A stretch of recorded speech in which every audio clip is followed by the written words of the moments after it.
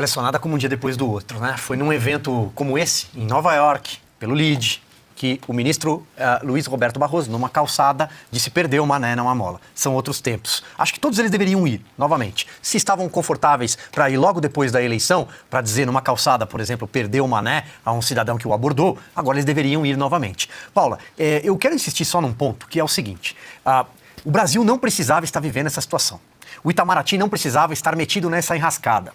O Supremo Tribunal Brasileiro, que é a instância máxima do judiciário, a corte, não a corte da coroa, da realeza, como eles acham e se sentem reis, mas a corte judiciária brasileira, ela não precisava ter se envolvido nisso.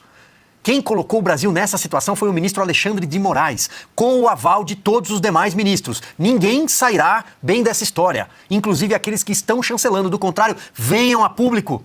Cadê? Tem outros 10 ministros. Eu vi agora aí Flávio Dino, Luiz Roberto Barroso, o ministro Gilmar Mendes, que também não pode ver o microfone e fala. Mas e os outros? Cadê o ministro Luiz Fux, Edson Fachin, Cristiano Zanin, André Mendonça? Onde está? Cássio Nunes, onde é que estão esses outros ministros? Carmen Lúcia, eu quero ouvi-los. Os senhores concordam com tudo que o ministro Alexandre de Moraes disse nessa fala? Com o que o ministro Luiz Roberto Barroso disse? Os senhores entendem que é confortável para o Brasil ter a Suprema Corte debaixo de um escrutínio nos Estados Unidos? A Suprema Corte sendo a atitude de um ministro da Suprema Corte sendo analisada pela Câmara nos Estados Unidos, o governo americano se manifestando? Vão tentar culpar o governo da maior nação do planeta, porque é um governo que está tentando defender a liberdade que os senhores estão tentando tirar dos brasileiros. Ao fim e ao cabo, eles estão tentando defender a liberdade do Brasil. Eles estão defendendo a Constituição brasileira, que o Supremo Tribunal Federal insiste em pisotear. E que, infelizmente, a sociedade brasileira perdeu a fé por causa dos senhores. Então, talvez caiba uma reflexão debaixo de toda a prepotência que cerca esta corte.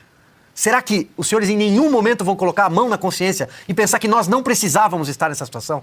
Que o Brasil poderia estar debatendo outras coisas? Não digo o governo Lula, esse vai cair de podre, mas estou dizendo, a Corte Superior não poderia estar envolvida em outro debate? Não poderia estar em outro cenário? Cabe a reflexão.